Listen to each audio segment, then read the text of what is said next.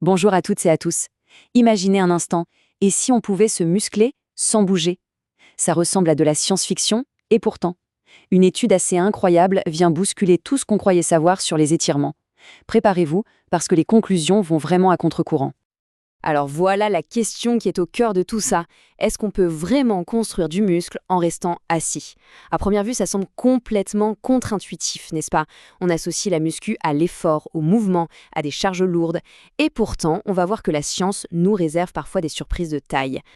D'un côté, on a l'idée que tout le monde se fait des étirements. C'est un truc passif qu'on fait pour être plus souple, point.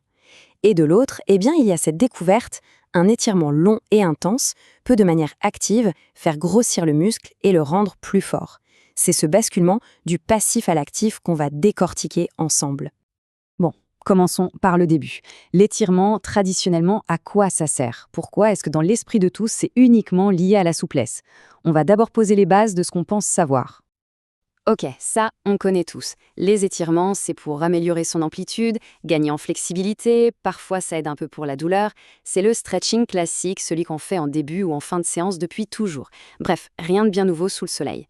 Sauf que ce n'est que la partie visible de l'iceberg. Mais alors, d'où sort cette idée un peu folle que s'étirer pourrait fabriquer du muscle? Eh bien, les premiers indices ne viennent pas des humains, non, ils viennent de l'observation du règne animal. Et c'est là que l'histoire devient vraiment intéressante. Regardez ce chiffre, c'est juste hallucinant. Plus 300% de masse musculaire, c'est colossal. Des études menées sur des oiseaux ont montré qu'en maintenant une aile en position d'étirement forcé pendant un certain temps, le muscle se mettait à grossir de façon spectaculaire. C'est un phénomène bien réel, l'hypertrophie induite par l'étirement.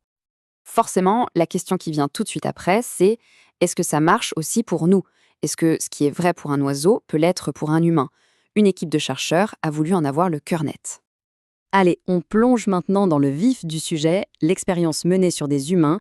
On va décortiquer une étude de 2022 par l'équipe de Weineke qui a mis sur pied un protocole super rigoureux pour tester cette fameuse hypothèse. Pour cette étude, ils ont recruté 52 personnes, et pas n'importe qui, des sportifs, des gens déjà actifs. Ils les ont séparés en deux groupes au hasard. Un groupe allait suivre le protocole d'étirement, et l'autre, le groupe contrôle, ne faisait rien de particulier. C'est la base pour avoir une expérience scientifique solide. Alors le protocole, attention, il était plutôt costaud. On ciblait les mollets, mais d'une seule jambe. Pour maintenir l'étirement, les participants portaient une sorte d'orthèse spéciale.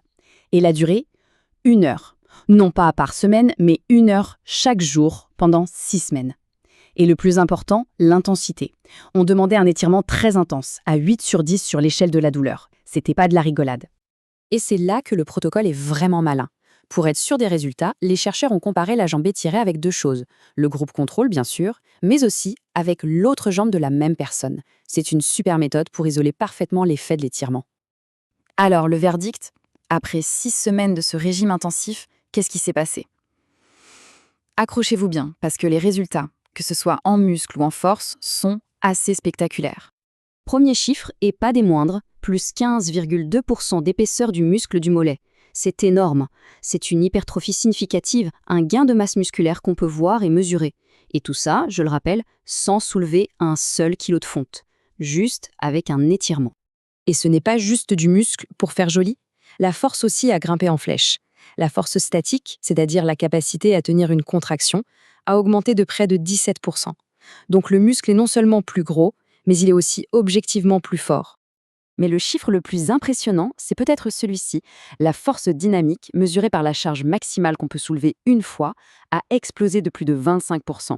Pour vous donner une idée, c'est le genre de progrès qu'on espère après plusieurs semaines d'un vrai programme de musculation. C'est juste dingue. Bon, évidemment, la souplesse s'est améliorée. Ça, c'est pas une surprise. Plus 27% pour la jambe étirée.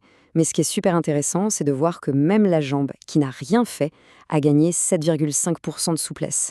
C'est un premier indice que les effets dépassent la zone qu'on a travaillée.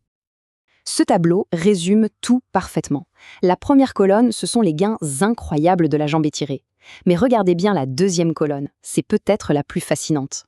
La jambe qui n'a subi aucun étirement a quand même gagné plus de 11% en force dynamique. Ce phénomène porte un nom, c'est l'éducation croisée. En gros, quand on entraîne un côté du corps, l'autre côté progresse aussi. Et ça, c'est la preuve que les gains ne sont pas que musculaires. Ils sont aussi neurologiques. Le cerveau apprend à mieux commander les fibres musculaires et cet apprentissage, il s'applique un peu partout. D'accord, les résultats sont bluffants. Mais comment ça marche au juste? C'est quoi le mécanisme biologique qui se cache derrière tout ça? Et surtout, au final, à quoi ça peut bien nous servir dans la vraie vie? Le mot-clé, c'est la mécanotransduction. C'est un terme un peu scientifique qui désigne une idée assez simple. Nos cellules musculaires sont capables de sentir une tension mécanique, comme celle d'un étirement, et de la transformer en un signal chimique. Et ce signal, c'est l'ordre de construire plus de muscles.